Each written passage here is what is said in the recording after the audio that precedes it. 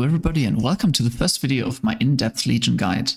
In this video we will discuss the general unit placement and how you can get the most value out of your fighters. Seeing that it's the first video, I want to just point out a couple of things first. Especially this game is a knowledge-based game. You can definitely get better quite quickly if you simply learn more about the game, which is probably also why you're here. And one of the best ways of achieving that is by watching other people play who have a higher rank than you.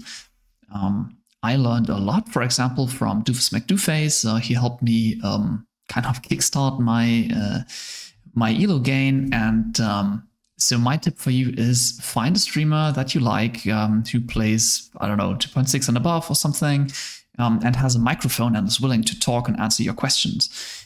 If you're not sure which streamers are great, I have a recommendation of 5 different streamers below my channel. I'll put a link below. And one who I would definitely like to highlight is Shadowings. Shadowings is a really cool member of the community. He's even hosting his own tournaments and casting them. And I mean, when he's online, he's not the most active streamer, but when he's online, he's usually a very nice person to learn from. So go check him out. But all right, that's enough of pre-talk. Let's hop right into the game and I'll teach you a couple of things about unit placement. All right, we'll load into the game and we will start with a beginner tip, I would say. Probably most of you will know this already, but something you might see very early on is that people do not use their auras correctly. So if you have a unit providing an aura, for example, the Butcher providing a lifesteal aura, it is possible to fit the aura on 6 units. So instead of building like this, where you get 4 units on it, what you should always do is build a hexagon around it.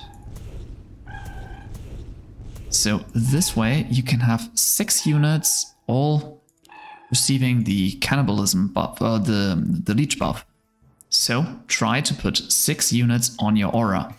And for that reason, to not screw up the aura circles, you typically build the following. You, for example, use full squares in the column 1, and then half squares in column 2, and then again.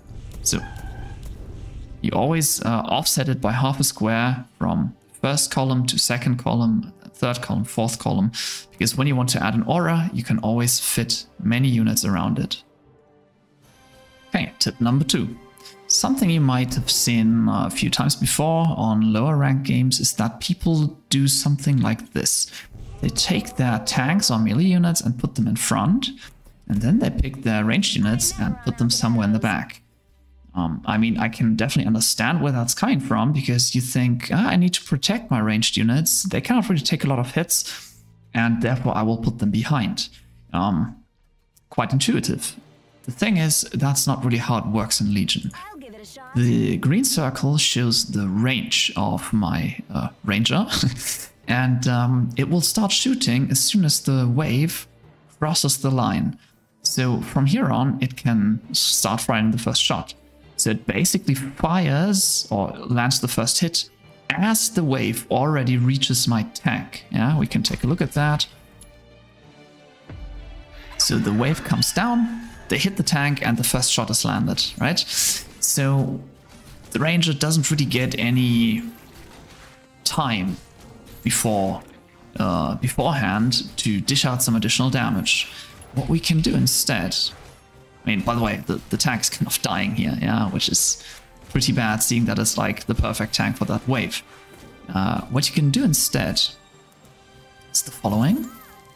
You can put your ranger in front, say here, and then use the circle again, which is quite a good indicator as to where you want to place your units. So same wave again, and anything you place on the border of the circle, so like here, is going to split tank with your ranger. So that means that the ranger will tank some, but not all that many, right? If you place it behind, place your tank behind, your ranger will tank almost everything. And if you place it inside, then you can be pretty sure that your ranger doesn't tank anything. Some waves behave a little bit differently. For example, wave 5, the boss spawns a little more forward, meaning that the ranger might tank on wave 5, even if I put a tank, let's say, here. Okay, but for all means, we're on wave 4.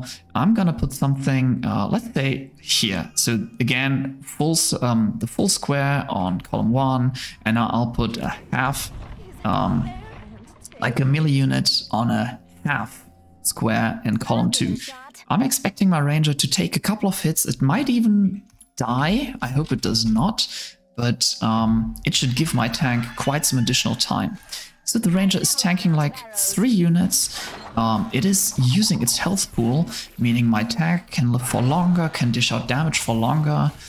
The ranger even survives here, and we get a better damage distribution and can make use of the combined health pool.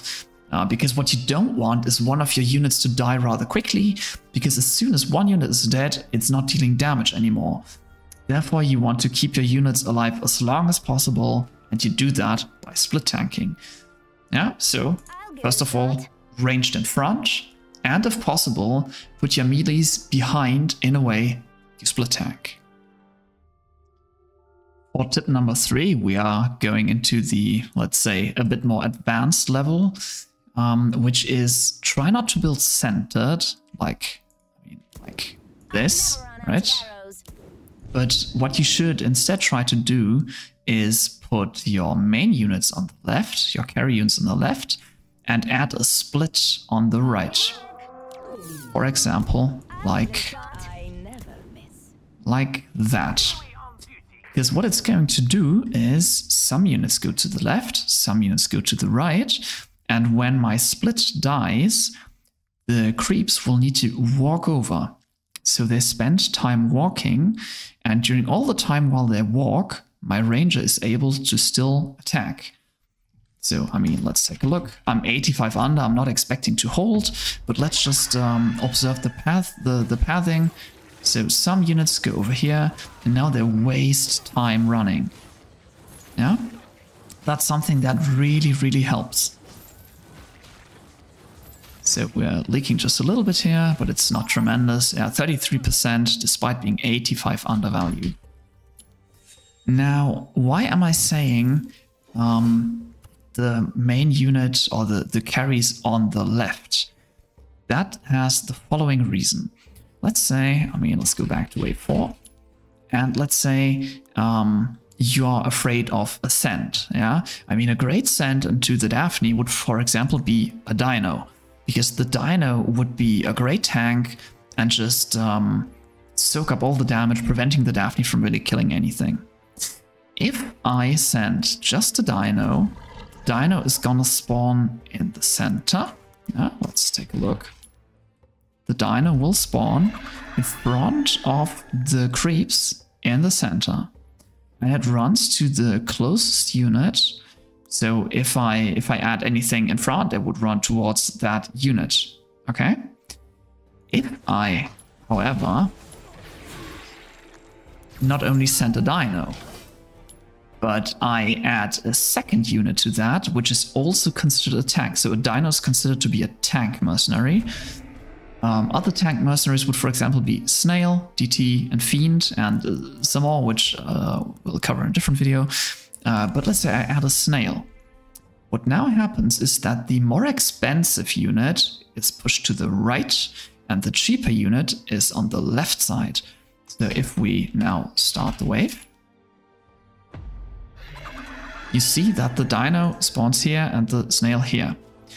So if I have Daphne on the right, and somebody sends dino and snail, the dino is always running to the Daphne, right? However, if I have it on the left, then adding a snail, it's more difficult to send a dino into my Daphne because it gets pushed away. Yeah, because what we realistically want to do is we want to add a split. So let's say I raise the split a little bit, I put it up here, Now I'm gonna pull almost everything to the left, to the right. Show it. If I now send a dino, we are able to pull almost everything to the right. What I actually meant to do was also pull the dino to the right. Apologies for that. Let's say we go for an equal split, right? Now it's instantly going to the right. Send a dino.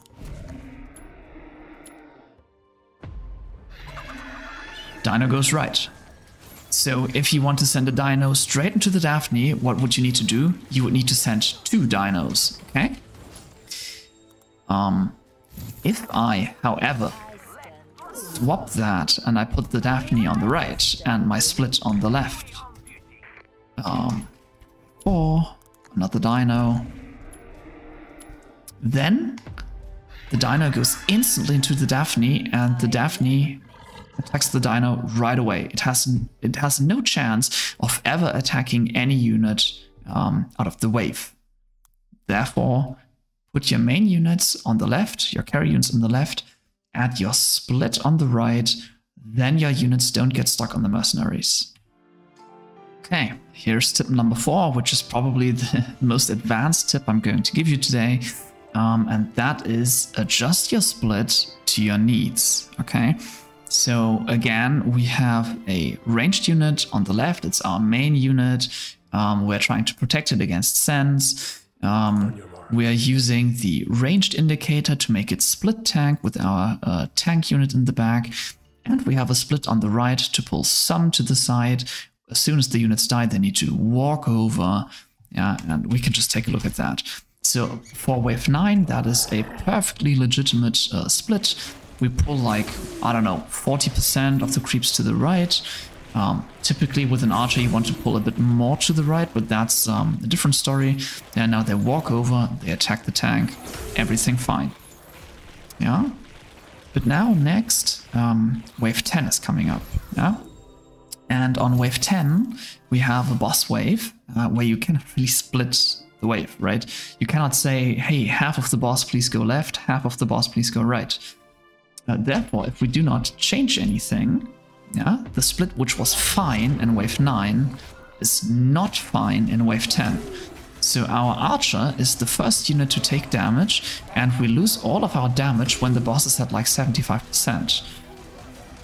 Right, so now our tanks are dying and we leak at about 50%, right? 53%.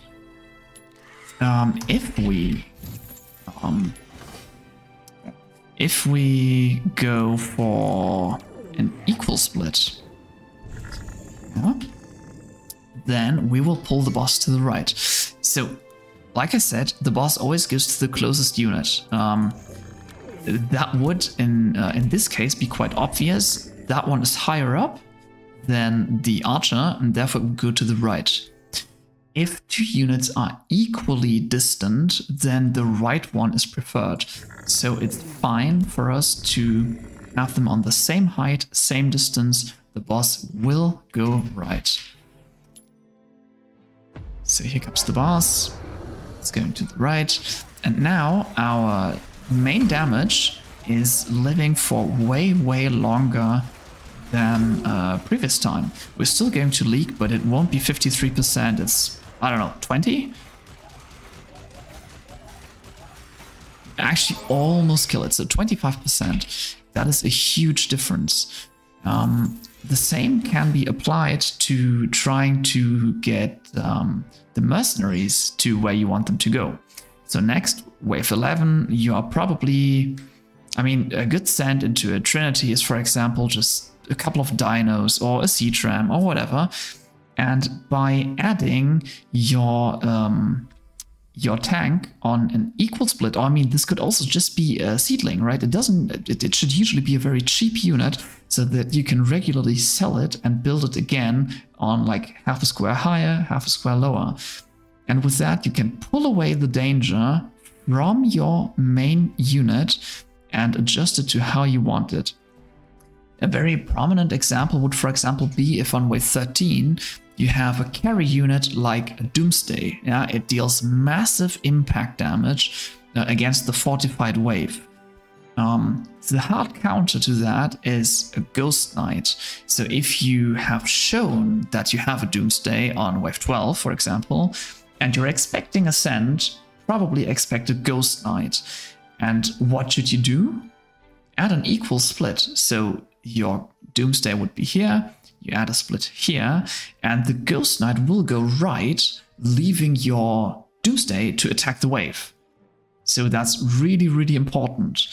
And when you then have a later wave, like wave 14, you maybe don't want to pull all that much to the right, so you sell your split, drop it 1 or 2 squares down and go again, and then your Doomsday can tank just a little bit, but won't get punished by the big sense. Alright, those are my most important tips on general unit placement. In further videos, we will definitely talk about specific units. For example, the Priestess is one of those units where you definitely want to get some specific placement tips. We will look at specific units, and we will also look at different aspects of the game, like how does the economy work? How can I try to outscale my opponent? How do I punish my opponent? What's the best kind of send, and when should I send? Those are usually the questions you get from new players or even from intermediate players, because it's really not that obvious. I'll try to cover that. Until then, please make sure to leave a follow so that you get notified about the next videos. And I'm always happy to answer your questions when I'm live. Please check out my Twitch and come and ask questions. Thank you. Bye-bye.